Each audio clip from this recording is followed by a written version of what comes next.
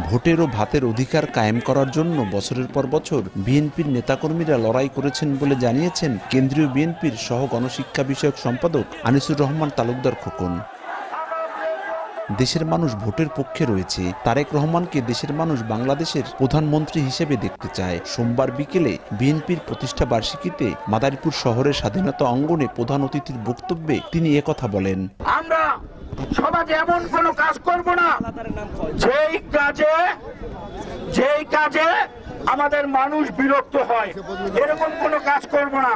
আমরা মানুষের সাথে থাকতে চাই। মিথ্যার আশ্রয় নিয়ে নির্বাচন নিয়ে যারা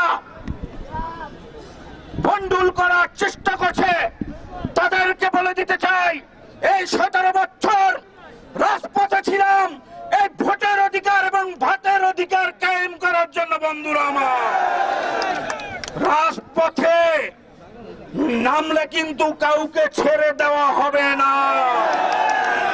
বাংলাদেশের জনগণ ভোটের পক্ষে আছে, আমরাও বাংলাদেশের জনগণের পক্ষে আছি।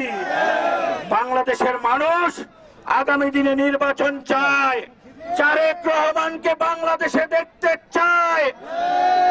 এই নির্যাতিতর মানুষের অভিভাবক হিসাবে তারেক রহমানকে দেখতে চায়। কেন্দ্রীয় বিএনপির এই নেতা আরো বলেন, যারা গত 17 বছর দলের জন্য আন্দোলন করেছেন তারাই শহীদ প্রেসিডেন্ট জিয়াউর রহমানের আসল সৈনিক। বিএনপি রাজপথে আন্দোলন সংগ্রাম করলেও কখনোই দেশ ছেড়ে পালিয়ে যায়নি, কিন্তু স্বৈরাচার শেখ হাসিনাই ভয়ে দেশ ছেড়ে পালিয়ে গেছে। যারা 17 বছর যুদ্ধ করে গেছেন, যারা রাজপথে আছেন, আপনারা শহীদ প্রেসিডেন্ট জিয়াউর রহমানের আদর্শ ধারণ করে তারেক রহমানের নির্দেশ মোতাবেক আপনারা ফরিদপুরের কানাইপুর মাঠে, আপনারা ঢাকার মুগদার মাঠে, আপনারা 28 তারিখ ধোলাইখালের প্রোগ্রামে যে সকল যোদ্ধারা ছিলেন, আমি বলবো তারাই হচ্ছেন শহীদ প্রেসিডেন্ট জিয়াউর রহমানের আসল সৈনিক আর তারেক রহমানের যোদ্ধা। বন্ধুরা আমার,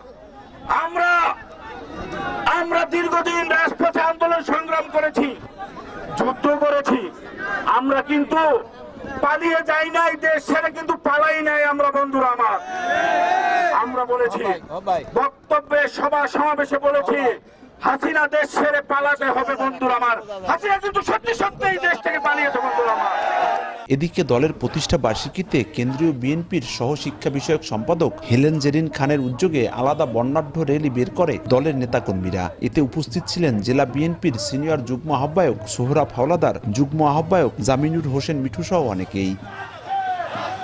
অন্যদিকে ছাত্রদলের কেন্দ্রীয় সাবেক যুগ্ম সাধারণ সম্পাদক মিল্টন বৈদ্যের আয়োজনে পৌর ঈদগাহ মাঠ থেকে একটি মিছিল বের হয়ে ইটের পোল গিয়ে শেষ হয়। এ সময় জেলা বিএনপির সাবেক ভারপ্রাপ্ত সাধারণ সম্পাদক নজরুল ইসলাম লিটু, কেন্দ্রীয় ছাত্রদলের সাবেক সহসভাপতি এবিএম মাহমুদ, জেলা যুব দলের সদস্য সচিব মনিরুজ্জামান ফুকু, পৌর যুব দলের আহ্বায়ক বাশার মাতুব্বর সহ অনেকেই উপস্থিত ছিলেন। সঞ্জয় কর্মকার, অভিজিৎ, সময় সংবাদ, মাদারীপুর।